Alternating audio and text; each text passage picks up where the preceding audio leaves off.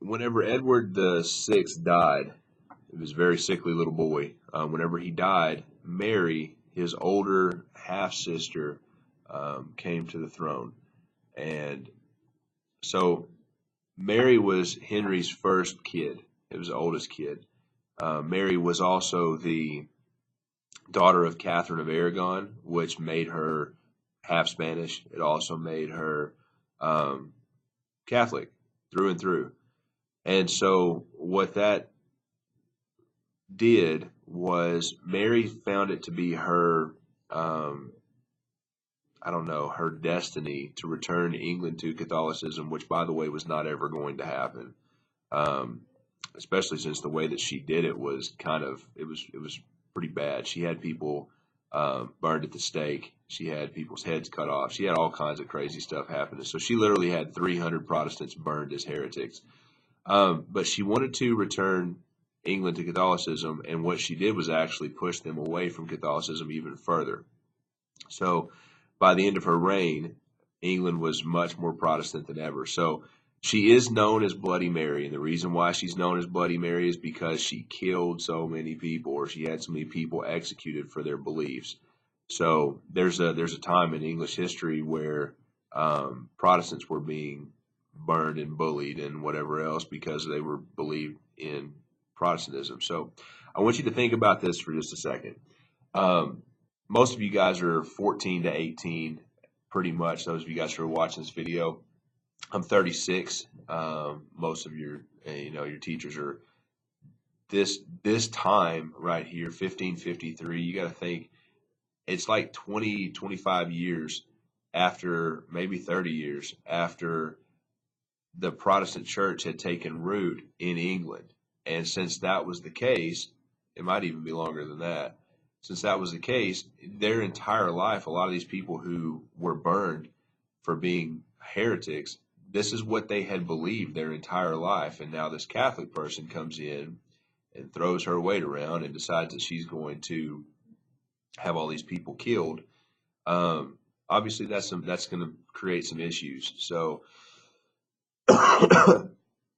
she has a she has a pretty bad reputation, to say the least, with Protestants. As a matter of fact, she's actually, if I'm not mistaken, mentioned in Fox's Book of Martyrs for having so many people killed for their belief. So that's a thing to kind of keep in mind. Another thing to keep in mind is her younger sister, which was the middle child, Henry's middle child. Her name was Elizabeth. Elizabeth was Anne Boleyn's daughter. Anne Boleyn is actually who ushered in, or helped Henry VIII usher in, the whole idea of moving England to Protestantism anyway, because she wanted to marry him and wanted to become the queen, and there's a whole lot of other stuff behind that. But basically, she wanted him to divorce Catherine of Aragon, and he couldn't, and that's the reason why the Protestant Reformation happened in England in that particular instance right there. So another interesting note to know is that these people down here in the bottom corner, right there, that is Mary Tudor, Bloody Mary, and her cousin, who is actually also her husband, Philip II of Spain. Philip II of Spain was known by everyone, which I don't know how you get this title, but he got the title the most Catholic king. Okay, because he's more Catholic than somebody else, but whatever. So he got the title most Catholic king, and basically the Pope like loved him to death, and they were trying to reconquest England and so on and so forth. And so he gets the title most Catholic king. He's also he's just, I don't know.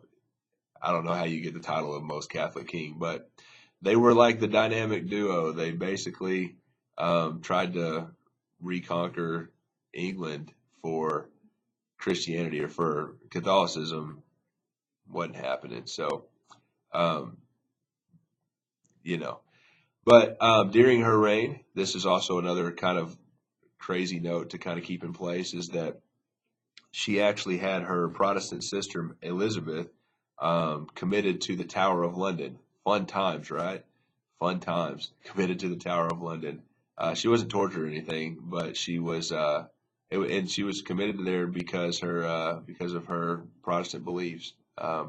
On Mary's deathbed, she died of cancer, or that's what most people think she died from was cancer. But on Mary's deathbed, she actually tried to get Elizabeth to promise that she would, in her stead, um, return England to Catholicism.